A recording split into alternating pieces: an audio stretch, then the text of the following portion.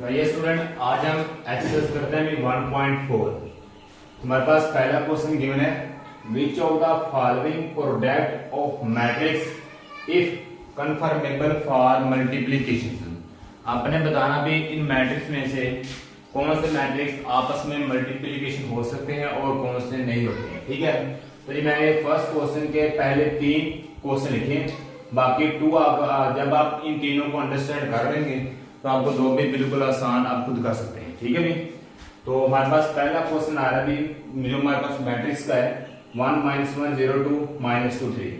Multiplication के लिए आपने एक बात जरूर में रखनी, सारे स्टूडेंट्स के बात सुन लें।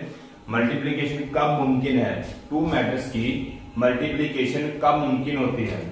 तो सबसे पहले आपके पास जो फर्स्ट मैट्रिक्स होगा ना, उसके आपने कॉलम देखने कितने हैं। मल्टीप्लिकेशन के लिए फर्स्ट मैट्रिक्स के आपने कॉलम काउंट करने और उसके साथ जो प्रोडक्ट हो रहा मैट्रिक्स सेकंड, उसके आपने रोज देखनी, रो कितनी है। फर्स्ट कॉलम के आपने क्या देखना अभी, फर्स्ट मैट्रिक्स के आपने कॉलम देखने और सेकंड मैट्रिक्स के आपने क्या देखनी, रो देखनी है। ठीक है, फर्स्ट के जितने कॉलम होंगे सेकंड मैट्रिक्स की उतनी ही रो होनी चाहिए, तब मल्टीप्लिकेशन मुमकिन है, अदरवाइज आपके पास मल्टीप्लिकेशन मुमकिन नहीं है। तो यहाँ पे देखा जाए आपके पास फर्स्ट क्वेश्चन में कॉलम कितने आ रहे हैं, एक कॉलम 2 कॉलम आ रहे हैं। सेकंड मैट्रिक्स में रो देखने कितनी है, 1 रो और 2 रो, मतलब आपके पास कॉलम और रो दोनों सेम आ रहे हैं। फर्स्ट क्वेश्चन के 2 कॉलम है और 2 ही रो हैं, तो ये आपके पास मल्टीप्लिकेशन मुमकिन है, यस। ठीक है, सेकंड में आपके पास 2 कॉलम आ रहे हैं, पहले मैट्रिक्स का आपने कॉलम काउंट करने हैं। ये बात हर स्टूडेंट अपने ज़हन कर ले, पहले मैट्रिक्स के आपने क्या काउंट करने भी, पहले मैट्रिक्स के कॉलम और उसके साथ जो मैट्रिक्स प्रोडक्ट हो रहा है उसकी रोज काउंट करनी है। अगर पहले के कॉलम और सेकंड के रो दोनों सेम ऑर्डर हुए तब आपकी मल्टीप्लिकेशन मुमकिन है, अदरवाइज नहीं। 2 कॉलम है 2 रो है, 1 रो 2 रो। देखा जाए आपका ये वाला फर्स्ट कॉलम है, ये सेकंड कॉलम है, ये आपके पास फर्स्ट रो है, ये सेकंड रो है, मतलब 2 कॉलम 2 ही रो, तो मल्टीप्लिकेशन मुमकिन है। ठीक है, यहां पे देखा जाए आपके पास एक कॉलम आ रहा है, 1 रो और 2 रो कितनी आ रही है, 2, 1 कॉलम 2 रो। ठीक है ना, मतलब आपके पास एक कॉलम आ रही है, 1 कॉलम है और 2 रो है, आपके पास ऑर्डर सेम नहीं आ रहे, तो ये आपके पास नो, मल्टीप्लिकेशन मुमकिन है नहीं है, नो। ठीक है, नेक्स्ट क्वेश्चन नंबर 2, इसके 3 क्वेश्चन रह गए, 3 पार्ट वो आप खुद करेंगे। ठीक है ना, आपको प्रैक्टिस के लिए देते हैं भी। इसके फर्स्ट के आपके पास जो थर्ड क्वेश्चन रह गए वो आपने प्रैक्टिस के लिए कर देंगे। ए और बी आपके पास मैट्रिक्स दिया गया नहीं, फाइंड आपने क्या करना है, A B and B A B और बी ए फाइंड करना है। तो फर्स्ट ऑफ ऑल आप फर्स्ट को सोल्व करेंगे, मैं ए बी को पहले सोल्व करता हूं। ठीक, ए बी में पहले आप ए का मैट्रिक्स लिखें, साथ ही आपने किसका लिखना है, बी का। ठीक है, ए का मैट्रिक्स मेरे पास आ रहा है 3 0 -1 2, बी का मैट्रिक्स आ रहा 6 और 5। इन दोनों को डी स्टूडेंट आपने मल्टीप्लाई करना है। तो मल्टीप्लाई करने से पहले आपने देखना है इनके कॉलम और रो सेम आ रहे हैं नहीं आ रहे। आपके पास कॉलम कितने हैं, 2 कॉलम है 2 ही रो है, तो ये मल्टीप्लीकेशन आपके पास पॉसिबल है। रो को कॉलम से मल्टीप्लाई करते हैं, रो को कॉलम से, ये आपके पास रो आ रही है, ये आपके पास कॉलम आ रहा है। फर्स्ट वाले को फर्स्ट से, सेकंड वाले को सेकंड से मल्टीप्लाई करना है। 3 को 6 से मल्टीप्लाई करेंगे, प्लस 0 को 5 से मल्टीप्लाई। ठीक है अभी यहां पे अब आपने सेकंड रो लेनी है, सेकंड रो को भी इसी कॉलम से मल्टीप्लाई करना, फर्स्ट वाले को फर्स्ट से, सेकंड वाले को सेकंड से। -1 को 6 से मल्टीप्लाई करें, 2 को 5 से मल्टीप्लाई करेंगे, तो आपके पास आंसर क्या आ जाएगा इसका, 6 3 18, 5 0 0। 18 में 0 को ऐड करेंगे, आपके पास 18 ही बनेगा। 6 1 6 -6, 5 2 10, -6 प्लस 10, प्लस का 10 साइन बढ़ा है तो प्लस के 4, क्योंकि 10 में से अगर आप 10 में से 6 को निकालते हैं कितना आंसर आता है, 4। यहाँ पे कितना आएगा आपके पास 4, क्योंकि 6 1 6 -6 बनता है, 2 5 10 तो प्लस 10 में से 6 निकालेंगे, पास प्लस का 4 आएगा। ऐसे आपने इसका सेकंड पार्ट बी ए सोल्व करना है। बी ए मैं इधर कर देता हूं, सेकंड पार्ट को इधर सोल्व करते हैं। बी ए ये आपके पास, पहले मैं मैट्रिक्स लिखता हूं 6 5 बी का मैट्रिक्स, बाद में ए का 3 0 -1 2, ये मैंने बी का ए का लिखा है। तो यहां से आप पहले चेक करेंगे कि ये वाले दोनों मैट्रिक्स मल्टीप्लीकेशन हो रहे हैं नहीं हो रहे, मतलब ये मल्टीप्लीकेशन के लिए मुमकिन है या नहीं है। तो फर्स्ट क्या आपने कॉलम देखना मैट्रिक्स के, सेंटर मैट्रिक्स क्या देखनी भी, रो देखनी है, और सीधा क्या बस मैच करना है। फर्स्ट क्या हमने कॉलम देखने हैं, सेकंड की रो, ठीक है बेटा। यहाँ पर फर्स्ट के कॉलम 1 है, रो कितनी आ रही है, 2 रो आ रही है। कॉलम मेरे पास 1 है, ठीक है, रो कितनी आ रही है, रो 2 आ रही है। तो आपके पास ये ऑर्डर सेम नहीं आ रहा, मतलब कॉलम और रो सेम नहीं है, तो मल्टीप्लीकेशन इम्पॉसिबल, ठीक है। B A not possible because, क्योंकि number of column first matrix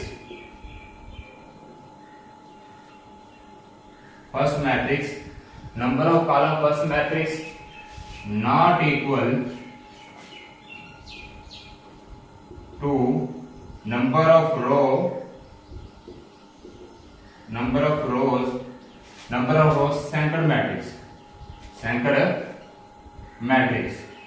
first के आपने बताया यहां पे लिखा है कि मैं बिकॉज, क्योंकि number of column first matrix के जो आपके पास कॉलम है वो इक्वल नहीं है सेकंड मैट्रिक्स के रोज के नंबर की, इसलिए ये इम्पॉसिबल। अब हम क्वेश्चन नंबर 3 करते हैं। क्वेश्चन नंबर 3 में फाइंड द प्रोडक्ट, आपने इनको मल्टीप्लाई करना है, प्रोडक्ट मल्टीप्लाई होता है। तो सबसे पहले देख लें फर्स्ट के कॉलम कितने, एक कॉलम 2 कॉलम, रो कितनी है, 1 रो 2 रो। तो ये आपके पास पॉसिबल है। 1 को 4 से मल्टीप्लाई करेंगे, 2 को 0 से,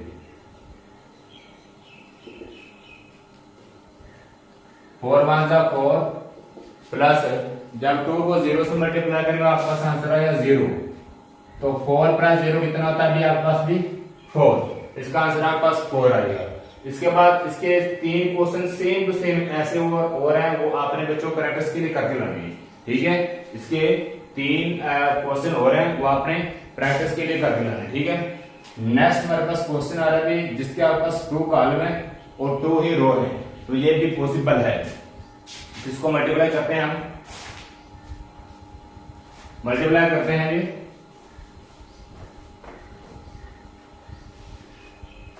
तो यहां से देखा जाए आप सोल्यूशन में लिखेंगे मैट्रिक्स को मल्टीप्लाई करते हैं फर्स्ट रो को फर्स्ट कॉलम से, 1 को 4 से, 2 को 0 से, प्लस 2 को 0 से, first row first column complete.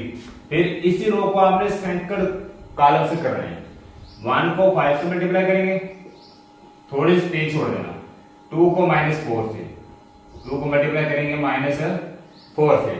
अब सेकंड रो को पहले कॉलम से, फिर सेकंड रो को दूसरे कॉलम से, मतलब पहले वाले नंबर को पहले से, सेकंड वाले को सेकंड से। 3 को 4 से मल्टीप्लाई करें, 0 को 0 से मल्टीप्लाई, तो second row first column complete हो गया। अब सेकंड रो को फिर आपने सेकंड कॉलम से मल्टीप्लाई करना है, 3 को 5 से, 0 को -4 से। फिर आपने थर्ड रो लेनी है, थर्ड रो में पहले आपने थर्ड रो को पहले कॉलम से, फिर थर्ड रो को सेकंड कॉलम से मल्टीप्लाई करना है। 6 को 4 से मल्टीप्लाई करेंगे, -1 को 0 से, ठीक है भाई। फिर इसी रो को, थर्ड रो को आपने सेकंड कॉलम से, 6 को 5 से मल्टीप्लाई करें, 6 को 5 से, -1 को -4 से मल्टीप्लाई, -1 को -4 से, ठीक है भाई।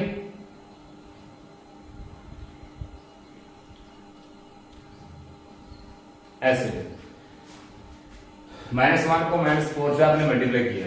अब आप इनको मल्टीप्लाई करके सिंपल लिख लें, 4 1 जा 4, 2 को 0 से मल्टीप्लाई करते हैं 0, 5 1 जा 5, 2 4 जा 8, यहाँ पे आपके पास प्लस रहेगी, माइनस प्लस माइनस 8 हो जाएगा। 3 4 जा 12, 0 को 0 से मल्टीप्लाई करते हैं 0, 5 3 जा 15 प्लस 0 को जिससे भी मल्टीप्लाई करेंगे 0 ही आएगा। 6 4 जा 24, माइनस 1 को 0 से मल्टीप्लाई करें 0, 6 को 5 से मल्टीप्लाई करें 30, माइनस 1 को माइनस 4 से मल्टीप्लाई करेंगे माइनस माइनस प्लस 4 1 जा 4।